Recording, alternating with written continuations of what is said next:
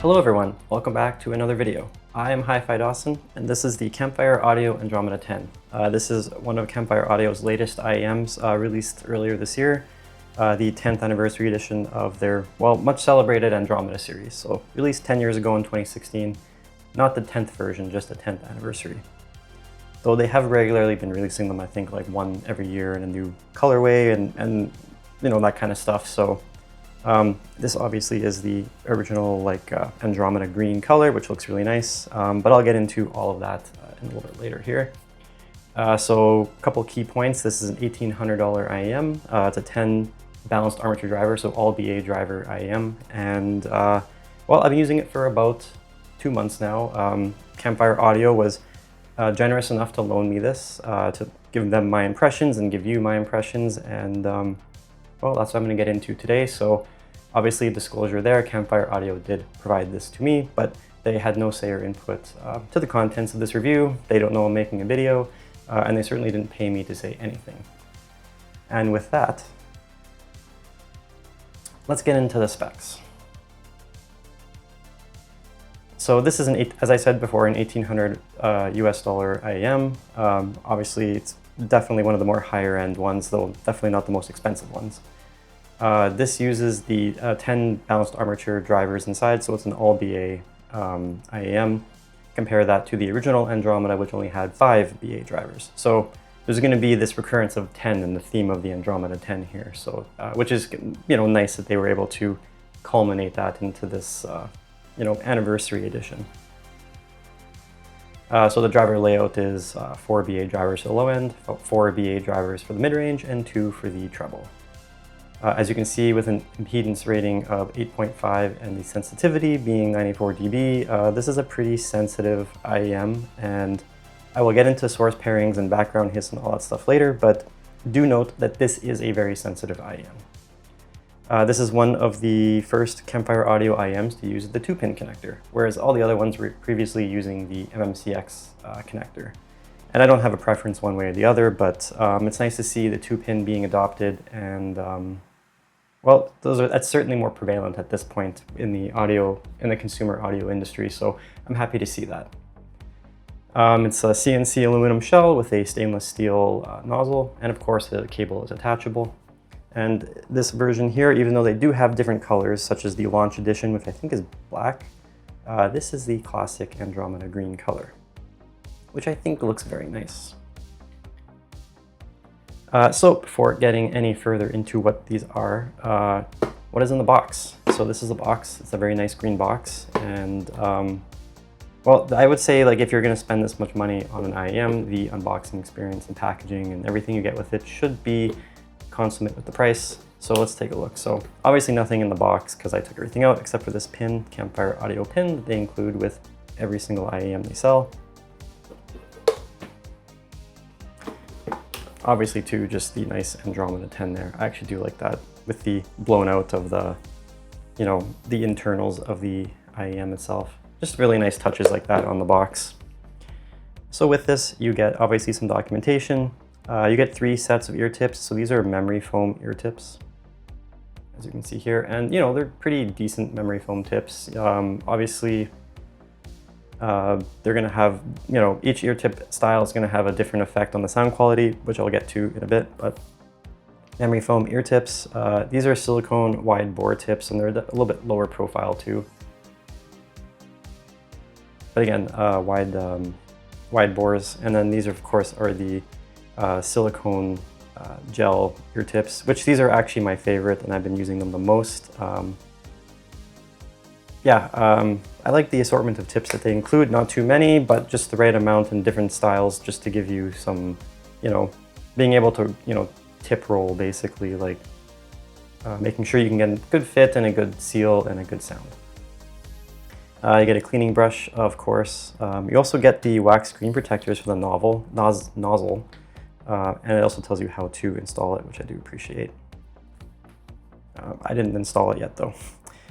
You get the cable, and you get the 3.5mm termination, 4.4mm, and the USB-C DAC termination, which is actually kind of a nice addition.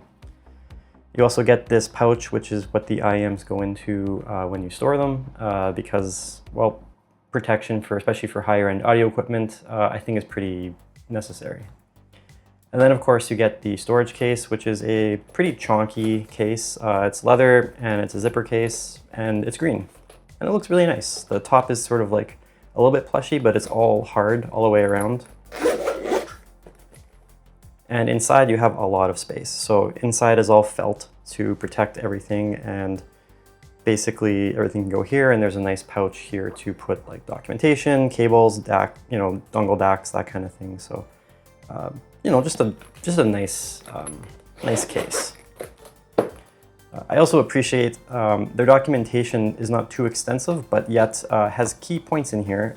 One I do appreciate is earphone care. Treat them with the delicacy of a fine-tuned instrument to ensure their unparalleled performance endures. I think that sort of advice should go with any type of IEM or audio product, regardless of what price it is, just because you do want to take care of stuff that you are going to be using like that. So nice to see that. Let's get some of this out of the way. Oh, and of course a cleaning cloth here. So overall, I think like the packaging you get and the amount of accessories you get, it's actually pretty good for this price. And I don't really know if there's anything that I would consider is missing. Yes, they could include more tips, but I think they did a pretty good job. So I think the first thing I'm going to talk about here is the cable, because this is their Time Link modular cable, and it is a 6-conductor design with a blend of silver-plated copper and pure copper conductors. Just zoom in there.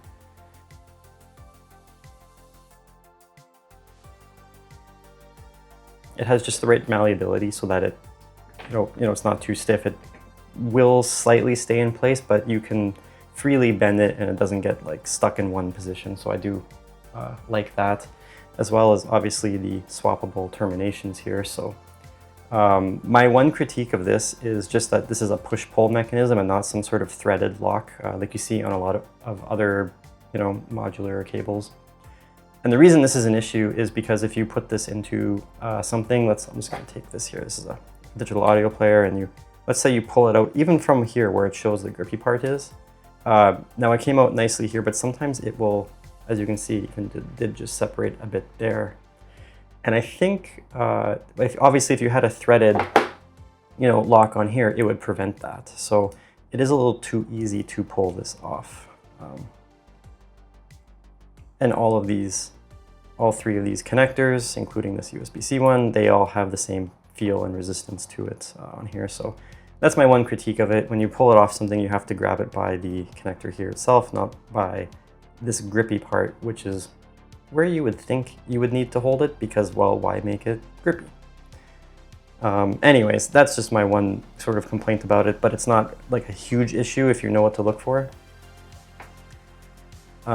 I really, really like how they have implemented the 2-pin connector here. So they have left and right labeled, and then they also have color coding on here, the red for right, blue for left. And this is important because you need to match the polarity when you're, connecting these to the IEM. So in the documentation, they do say that the lettering should be on the outside. So for example, if we were to connect it here, so this is the left one, the lettering needs to be on the outside. Now it doesn't have to be, you could, as long as you are connecting, both ends to both connectors the same way to the IEMs, that's not an issue. But just something to be aware of, because if you mismatch the polarity, the sound is just going to be wonky and you're not going to get a good time. And I actually did do that when I first got these. I didn't remember that actually that's how these were set up, and hey, lo and behold, something was off and didn't sound like I expected it to. And then of course I read the manual and I'm like, oh yeah, that's right, okay. So just be aware of that. This USB-C connection has a DAC built into it, obviously, and it's using the Cirrus Logic 43131 DAC chip. More on that in the sound quality section. Otherwise, this cable is really good. There's no microphonics that I have encountered, and I don't know, it feels like just nice. I really, really actually like this cable in general. just feels nice, and it's not too weighty, but doesn't feel cheap. So they did a good job, I think, with this cable.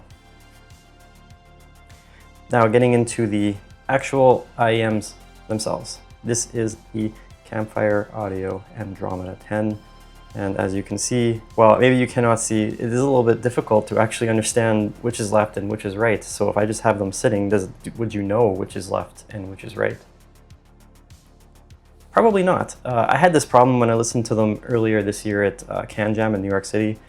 I put them on, or I was trying to put them on, and I just was kind of a little bit, I don't know, stumbling with how to actually, you know, oh my God, which one's left, which one's right, and you're at the table, and you know the people at the booth are looking at you to see what your impression of this are, and there's people behind you who are kind of waiting their turn to, you know, listen to these, and you're like kind of under pressure to figure out, okay, how do I put these on now?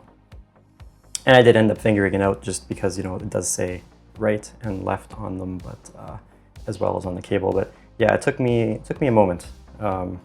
So this has this sort of angular classic Campfire shape to it, so pretty noticeable if you know Campfire Audio's previous IEMs.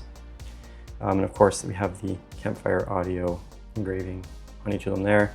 And you know, they're really nice. They're CNC aluminum. The nozzle is stainless steel. They are pretty recognizable if you know what they are, and if you don't know them, they look like, wow, what is that, right? It's pretty cool. Also note the connector is recessed, so they do use a recessed 2-pin connector if that matters to you. Sometimes it does, just makes it a little bit harder to cable swap, or if you're going to use them with like those Bluetooth ear hook, like the iFi GoPod Max or the FIO UTWS 17, I think that's what it's called. FIO TWS Link, I think it's now called. Anyways, yeah. Otherwise, I'm not a fan of green, but this green color looks really nice. Usually for me, green reminds me of the Hulk, but this doesn't remind me of that. This looks like elegant, classy green, and I also like they're not too fingerprinty, and they just have this nice sort of like shine or shimmer to them, and they just look really nice.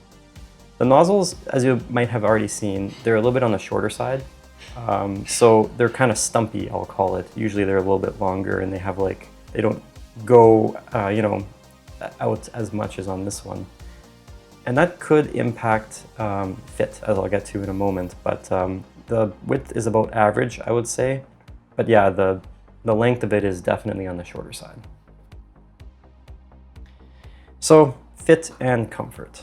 Well, I actually do find these generally pretty comfortable, and I am actually kind of a picky person when it comes to comfort because my ear canals are on the like smaller side. So anything that has a larger nozzle or a longer nozzle or anything like that tends to cause me discomfort. And thankfully these did not. Now, it does take us, you know, some, as I'll show you, some, I guess, jiggling to get them in place correctly so that they feel comfortable. So I'm going to connect these correctly. So left L on the outside and R on the outside. Again, to match the polarity. All right, there we go. Technical issues fixed. All right, so putting these on. Do take a little bit of jiggling. So my left ear is usually fine. It's actually the right ear I don't know, it a little bit presses a little bit against my concha unless I really twist it a bit to get it more settled. But as you can see, it looks pretty nice.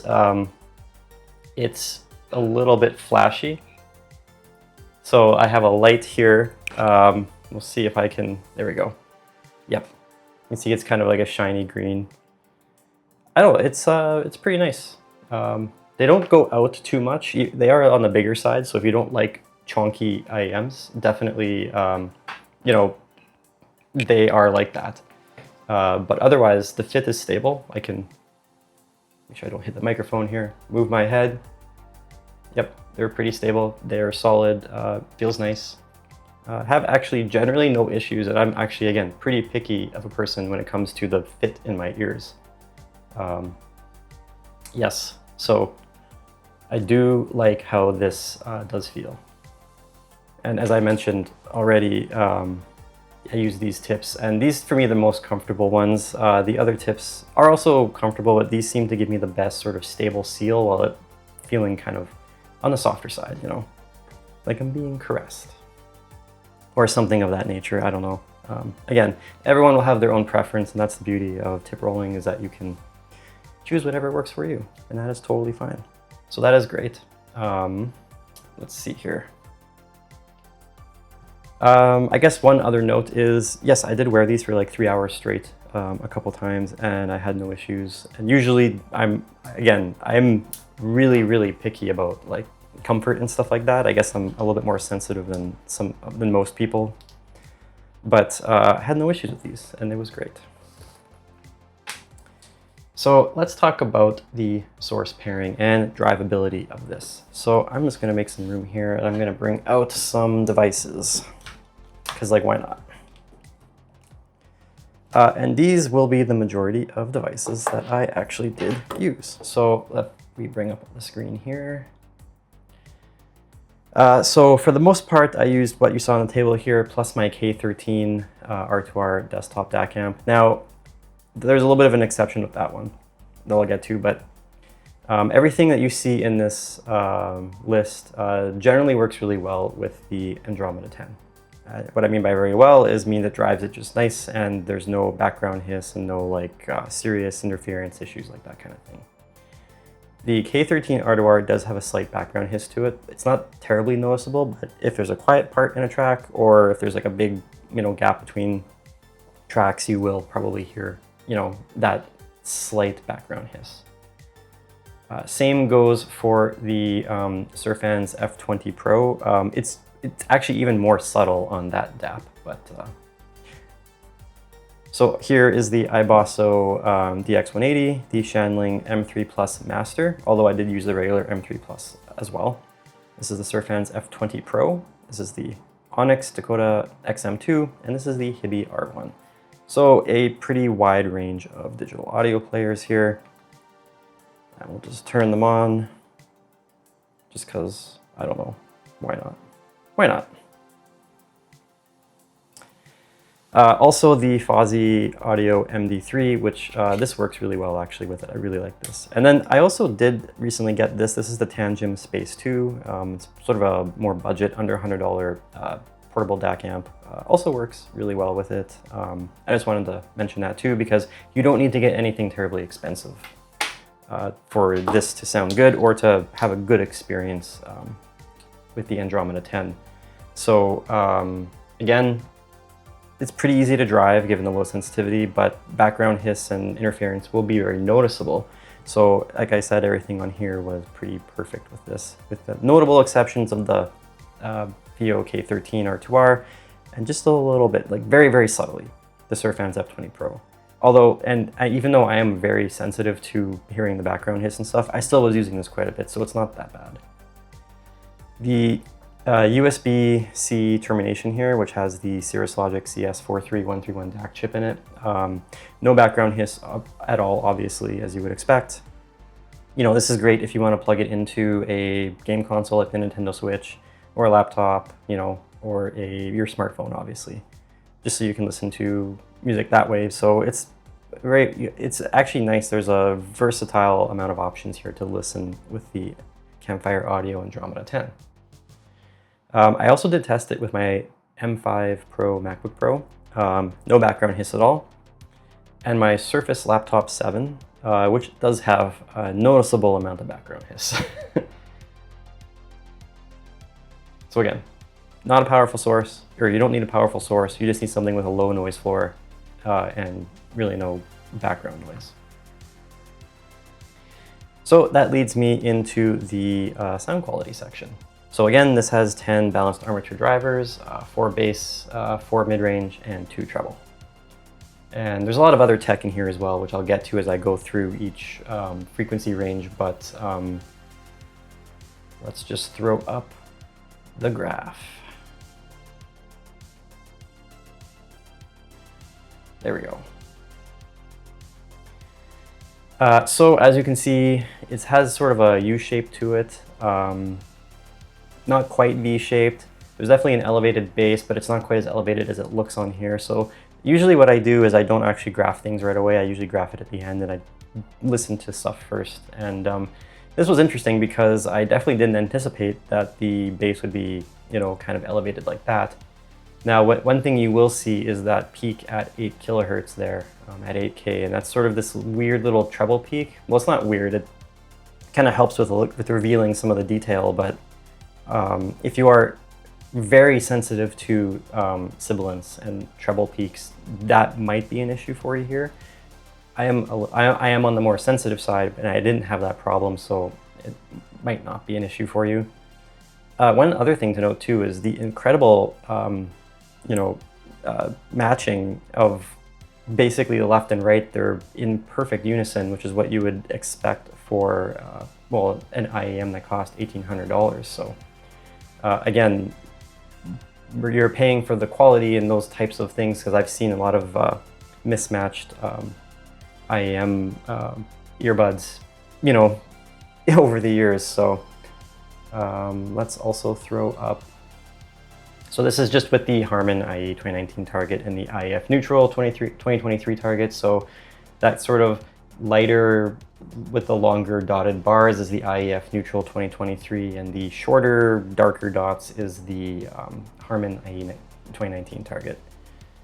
Actually, it kind of does follow the Harman target a little bit. Obviously, it doesn't recede down as much in the upper bass, but and the mid-range does show to get a little bit more scooped, but not as much, and it definitely doesn't have as much treble. So if the Harman target is a little bit too jarring for you, this might actually be a great IEM.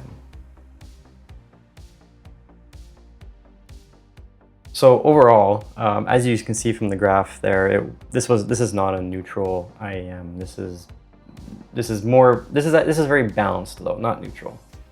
It still has a nice, clean, spacious, and detailed, and even musical sound to it. It gives, Campfire Audio kind of has this history of giving you this airy, open, and immersive sound. Maybe even, I would say, slightly warm, which is very present here. Also smooth, but still detailed. So what I guess will be a recurring theme here is smooth, lots of technicalities, but still retains detail. So again, 10 balanced armature setup. This is more technical than a lot of casual IEMs, but it doesn't give you any sort of cold or clinical sound, which is nice. It is entirely coherent.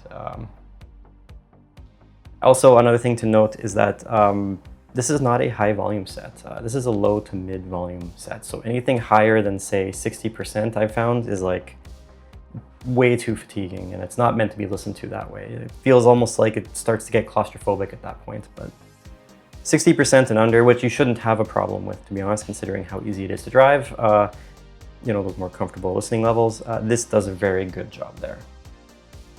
So getting into the bass, again, 4 balanced armature drivers for the bass. The bass is really tight and fast and controlled.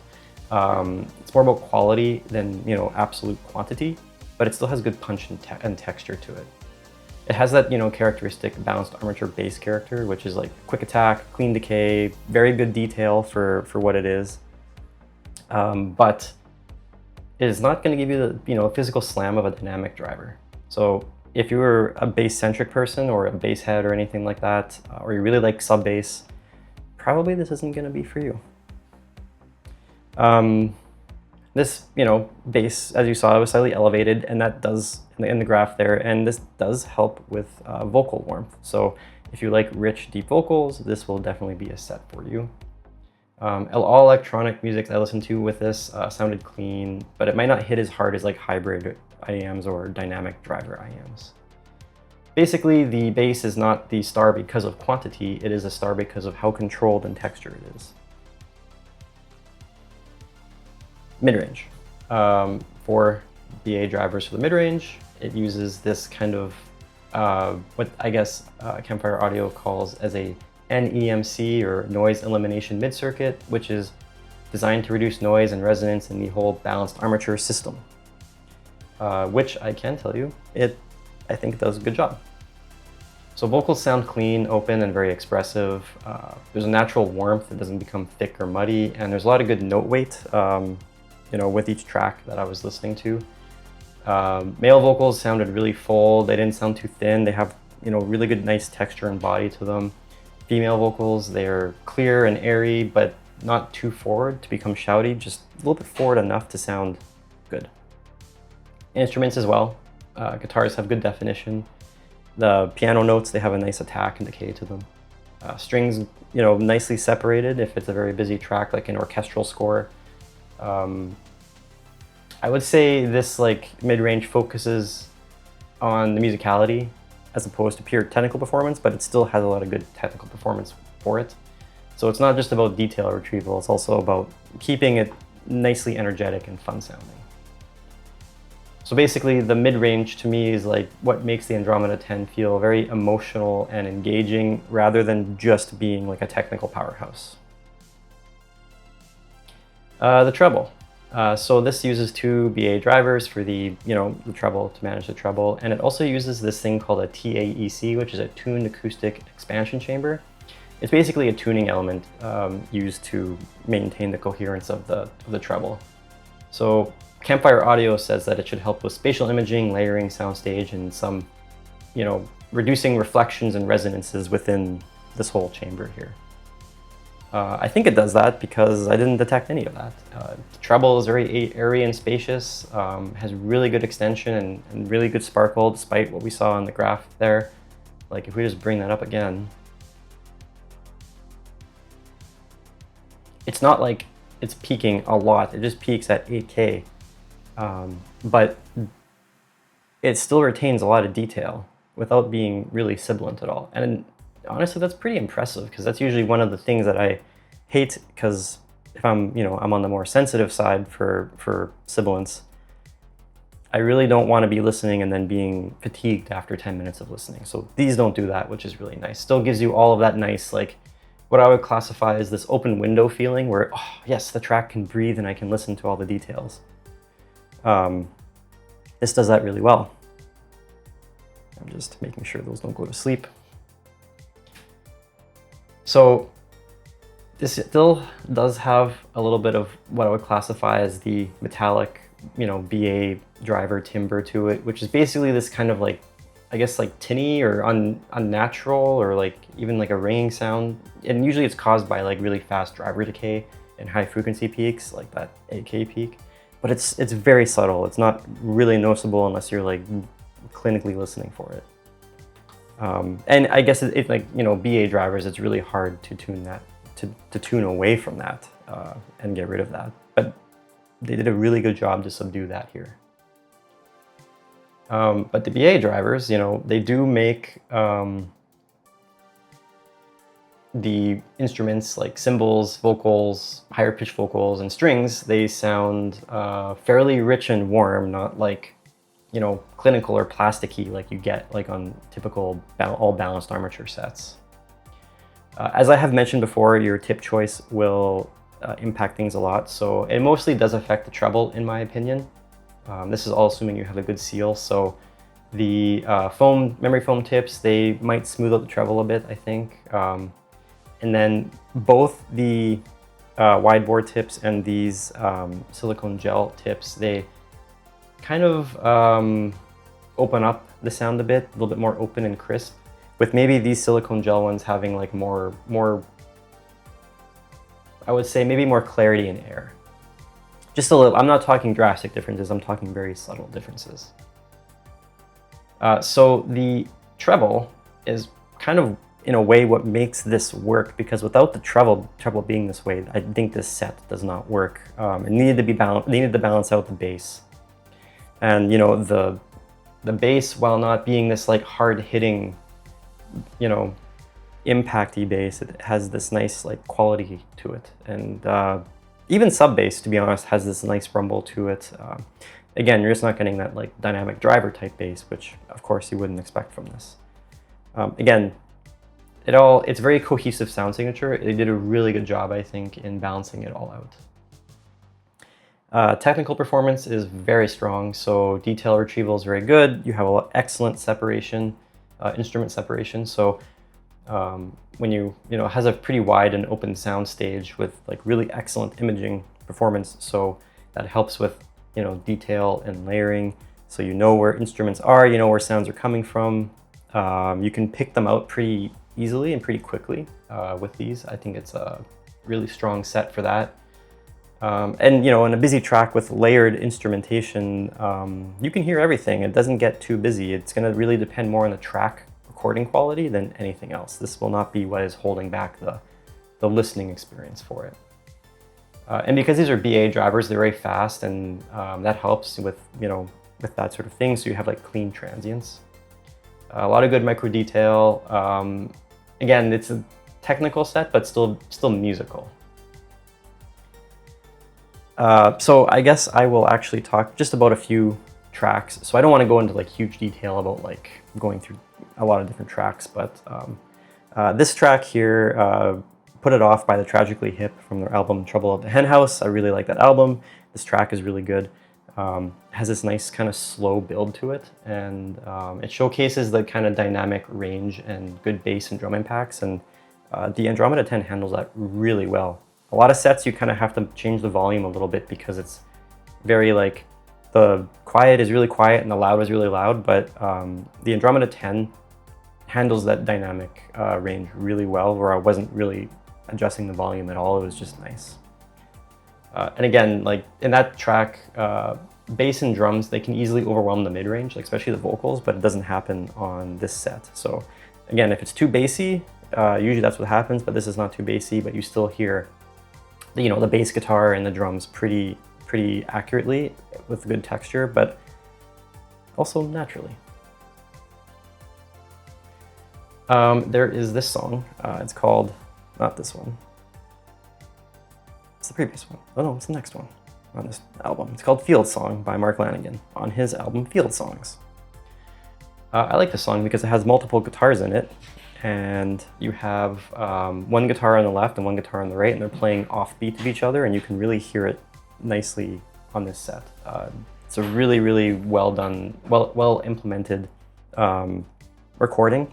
It's sort of like a binaural recording, and you can really hear it with this set here, with the Andromeda 10. The Andromeda 10 is really good if you have like a really clean recordings. It's a little bit less forgiving if you have like poor recordings, but it's still not that bad in my opinion compared to some other like technical sets, because it still retains the musicality. But yeah, it does a really good job here. It doesn't muddy the mix or anything like that. And obviously Mark Lanegan's vocal reproduction is very good as well. He has a deep voice, so it kind of comes really nicely. I'm going to talk about this track here. This track is Avaricia by Deadmau5. And this is sort of a bass-heavy track, and I'm purposely picking a bass-heavy track to talk about because this has a lot of sub-bass and a lot of mid-bass, and it's very electronic bass. And so the Andromeda 10 does a good job with synthetic bass, has a nice solid impact, doesn't sound overwhelming. It's distinct yet still cohesive to keep the higher synths also in check. So again, this has a very balanced sound profile, I think, to it. So just because it's not a bass heavy set or bass prominent set, bassy music still sounds good in my opinion. Because I still do like to listen to electronic music, and well, sounds good on here. There is this track called Frogs. It is from Alice in Chains' live album, MTV Unplugged, and I like this track because it starts quiet and slow, and you can hear the crowd in the distance and everything like that, and you can really pinpoint where they are, wooing from, and vocals are recorded dead center, and you can really hear that here with other instruments coming in from each side. So again, spatial reproduction, really good. This is a really good set for live recordings where it is recorded properly in that way. And finally, this track here is Take 5 by the Dave Brubeck Quartet from his album Time Out, or their album Time Out. Although I attribute most of it to being Dave Brubeck, but fantastic song for demonstrating, technical performances of different instruments, and you can really, it's well recorded, you can hear it in, the instruments coming from many different directions in the layering of it too, because when it starts to get really busy, it can sometimes overwhelm certain sets, especially in the mid-range and lower treble. Doesn't happen on the Andromeda 10, very nicely reproduced. I would even say, like, if you're going to listen to some like Vivaldi, Four Seasons, that kind of thing, which I have been doing, this is also really good for classical music because it really does retain a lot of the detail without sounding too sibilant, and yet has good imaging and separation and good technicals to showcase all of that. I will quickly just touch on gaming. Obviously not the main purpose for this, but you can use it for gaming because of the strong imaging and soundstage performance. Maybe you want to EQ the bass a little bit to give you, like, if you're going to do competitive games, just to, you know, fine tune the footsteps a bit so it's not too overwhelming, but you can use them for gaming. I tried it, it was okay. It's not like there is a reason to not use that for gaming, but single player immersive games are really good on this. So basically I would classify, well, who is this for? Who is the Andromeda 10 for? It is someone who loves the Campfire audio house sound of detail, airiness, and space. Someone who does want an airy, spacious, and highly detailed IEM, and who prioritizes mid-range, layering, and musicality. And someone who wants a IEM with a very premium package, very premium build. I'm just going to remove some of these off here for right now.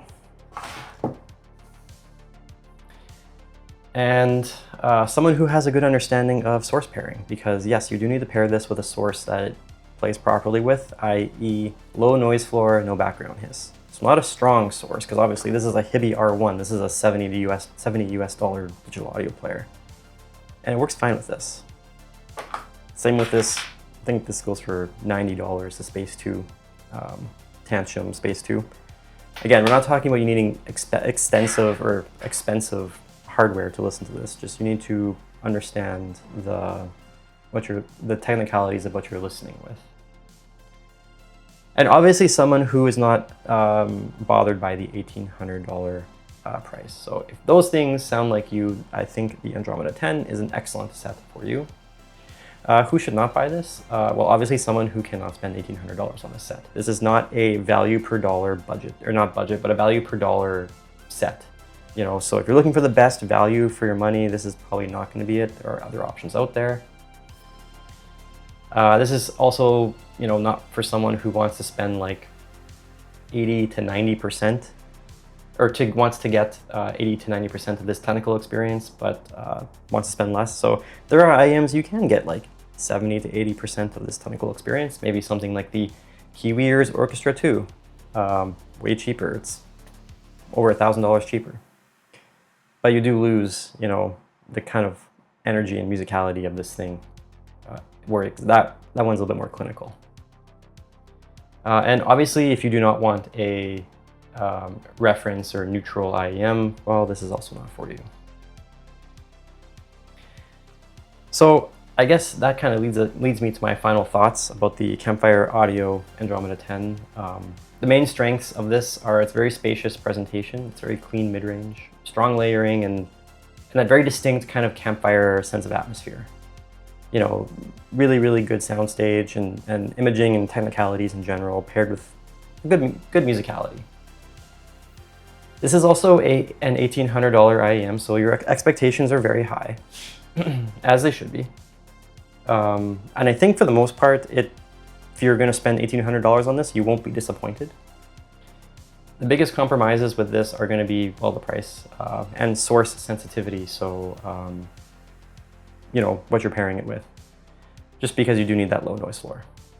I know it sounds like I'm hammering that point, but you really do need a low noise floor to enjoy this set. Background hiss annoys the hell out of me, so I think it does for most people. I would even classify fit as a secondary thing to consider, because it's not going to fit everyone the same way. Definitely try these beforehand if you can. You know, local audio store, go to a can jam or some kind of audio meetup. Definitely try and get, you know, get some time with these and try them out. Even if you don't intend on buying them, I would recommend just trying them out, because they're a really nice set to hear, to be honest. So that is my review of the Campfire Andromeda 10. I hope that was helpful to some of you who are considering this, or just in general enjoyment for some people who would be interested in an $1,800 set, seeing what it's all about. Let me know what you think of this one. All the music that I listen to usually are going to be in playlists for various music services in the description below. Links to every device I showed you will be also in the description below, and links to the Campfire Audio Andromeda 10 in the description below. So if you like this video, please like it. Also subscribe if you want to find more, want to support me in making more videos. And I will see you next time.